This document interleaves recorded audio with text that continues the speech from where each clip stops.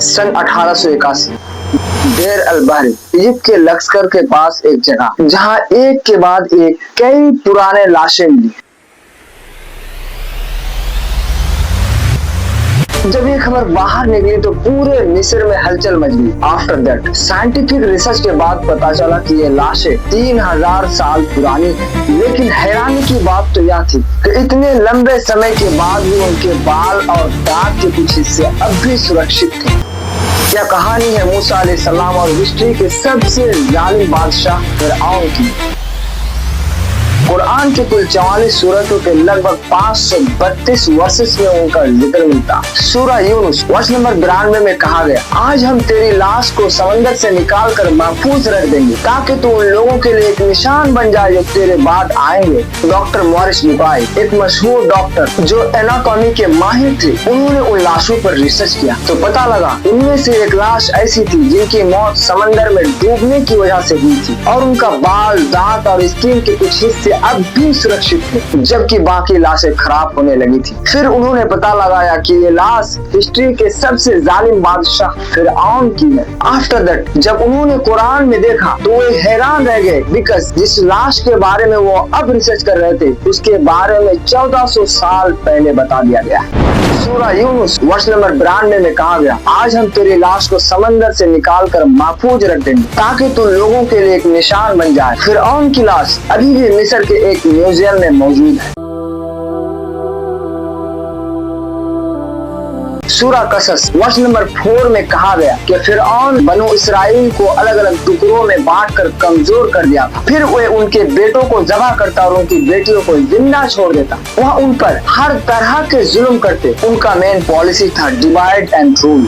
ये सब जुल्म के पीछे कई कारण थे। अब्दुल्लाह इब्न अब्बास रज़ियल्लाहु ताला अन्हु कहते हैं कि एक रात मिस्र के बादशाह फिरऔन ने एक अजीब ख्वाब देखा। उन्होंने देखा कि बैतुल मुकद्दस की तरफ से एक भयानक आग निकली। बट अजीब बात तो यह थी कि यह आग मिस्र के कौफ्स के घरों को जला रही थी और बनी इसराइल का कुछ नुकसान नहीं हो रहा था। फिर घबरा कर फिरऔन नींद से जाग गया। उसने तुरंत अपने एस्ट्रोलॉजर्स को बुलाया और कहा, कोई मुझे इस ख्वाब की व्याख्या बता सकता है? उनके एस्ट्रोलॉजर्स ने बताया, बनो इसराइल के घर में एक ऐसा बच्चा पैदा होगा जो तुम्हारे अंपायर का अंत करेगा। यह सुनते ही फिरऔन डर गया। उसने अपने किंगडम को बचाने के लिए एक बेहद खौफनाक हुक्म दिया। उन्होंने कहा, बनो इसराइल के घर में जितने भी नवजात औलाद पैदा होंगे सबको कत्ल कर दो। ऐसा जालिमाना हरकत हिस्ट्री के किसी भी बादशाह ने आज तक नहीं किया है।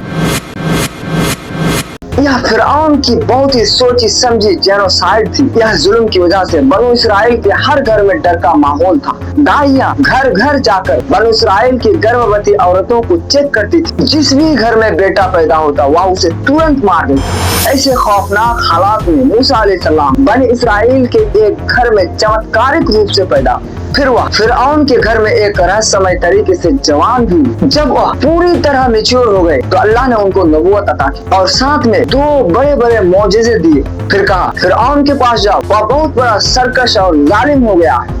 यह सुनकर मूसा अलैहिस्सलाम ने कहा, ऐ अल्लाह, मुझे वो फिरऔन के पास अकेला जाने में डर लगता है, बिकॉज वह बहुत बड़ा जालिम है। भाई हारून को भी मेरे साथ भेज। अल्लाह ताला ने उनकी ये भी फरियाद सुन ली। सूरह ताहा वर्ष नंबर 36-37 में कहा गया, ऐ मूसा, तुमने जो कुछ मांगा वह सब तुम्हें दे दिया गया और यह कोई पहली बार नहीं है। इससे पहले भी हम तुम पर बहुत एहसान कर चुके हैं।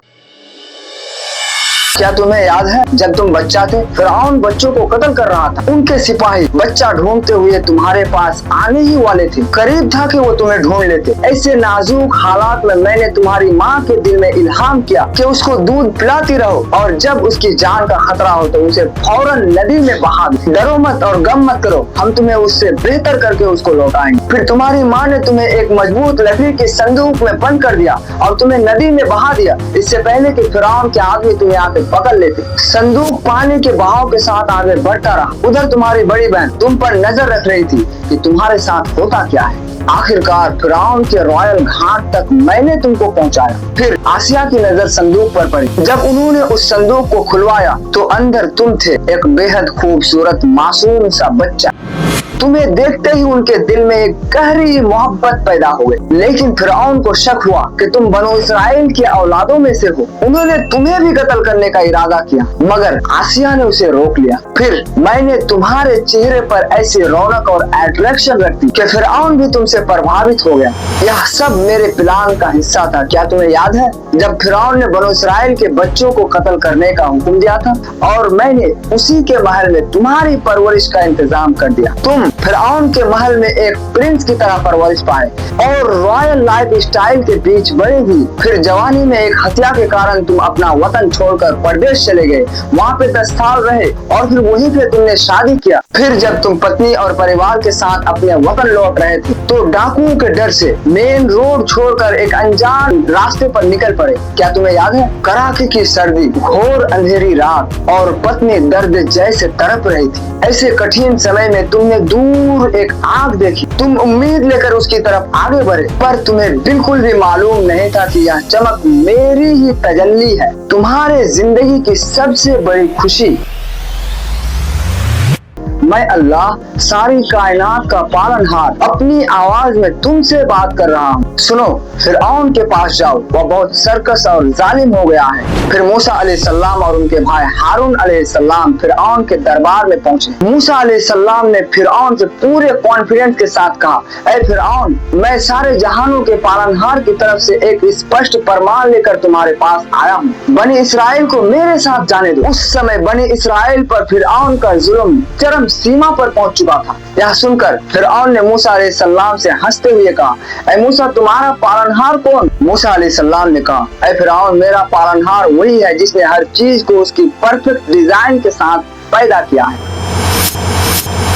सूरा कसस वर्ष नंबर 38 में कहा गया, इसके बाद फिरऔन अपने दरबार के सरदारों से बोला, ऐ मेरे दरबारियों, क्या मेरे सिवा तुम्हारा कोई और भी गॉड है? फिर उसने अपने वजीर हामान से कहा, ऐ हामान, मेरे लिए एक ऊंचा महल बनाओ ताकि मैं वहाँ से मूसा के खुदा को झांक सकूं। मेरी राय में तो ये झूठा है। फिर फिरऔन ने मुद्दे से भटकाने के लिए कहा, ऐ मूसा, क्या हमने तुम्हें बचपन में अपने महल में नहीं पाला था? क्या तुमने अपनी जिंदगी के कई साल हमारे साथ नहीं बिताए? और फिर तुमने वह हत्या भी की थी। इसके बावजूद भी तुम मुझे छोड़कर किसी और को खुदा बता रहे हो। सुनो, मैं तुम्हें जरूर जेल में डाल दूंगा। सूरा अश-शुअरा वर्ष नंबर 29 में कहा गया, मूसा अलैहिस्सलाम ने कहा, अगर मैं तुम्हारे सामने कोई स्पष्ट एविडेंस दिखा दूं तो क्या तुम तब भी मुझे जेल में डालोगे? फिरऔन ने मजाक उड़ाते हुए कहा, अगर तुम सच में कोई स्पष्ट एविडेंस लाए हो तो सामने पेश करो। मूसा अलैहिस्सलाम ने अपनी लाठी जमीन पर डाल दी। देखते ही देखते वह एक जीवित विशाल अजगर बन गई। वह सांप मुंह खोलकर फिरऔन की ओर बढ़ा। फिरऔन डर के मारे अपने सिंहासन से कूद पड़ा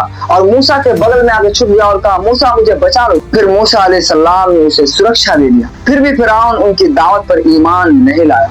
उनका जुल्म लगातार बढ़ता जा रहा था। कुछ मैजिशियन ईमान लाए तो उन्होंने उनके दाएं हाथ और बाएं पैर उल्टा करके काट दिए। उनका अत्याचार पूरे पिक पर था।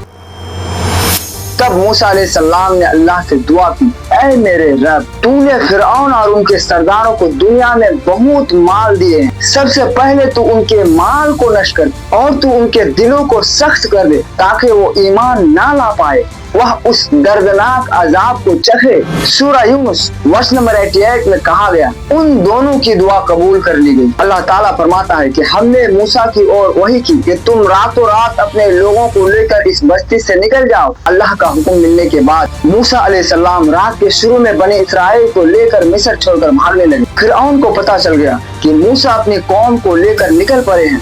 उन्होंने उनका पीछा करना शुरू किया। पीछे फिरऔन की शक्तिशाली आर्मी थी और सामने समंदर था। बनु इसराइल के लोग डर गए। उन्होंने कहा, अब तो हम निश्चित रूप से मारे जाएंगे। मूसा अलैहिस्सलाम ने पूरे यकीन के साथ कहा, हरगिज नहीं, मेरे साथ मेरा रब है, वह मुझे रास्ता दिखाएगा। फिर अल्लाह ताला ने उन्हें हुक्म दिया कि अपनी लाठी को समंदर में मारो। जैसे ही मूसा अलैहिस्सलाम ने समंदर पर लाठी मारा, समंदर में 12 रास्ते बन गए ताकि बने इसराइल के अलग अलग कौम आसानी से उस पर पार हो सके। जब मूसा अलैहिस्सलाम बने इसराइल को लेकर समंदर के उस पार चले गए, फिरऔन गुस्से में अपनी सेना के साथ उनका पीछा किया। वह घमंड में इतना डूबा हुआ था। सूरा तोहा वर्ष नंबर 78 में कहा गया, वह अपने घोड़ों और विशाल सेना के साथ उसी सूखे रास्ते पर समंदर में उतर गया जिस रास्ते से मूसा अलैहिस्सलाम बिलाम और बनी इस्राएल गुजरे थे। लेकिन जब फिरौन और उसकी सेना समंदर के बीचों बीच पहुंची तो पानी की विशाल लहरें आपस में जम गए। फिरौन और उसकी सारी सेना एक ही झटके में डूब गई।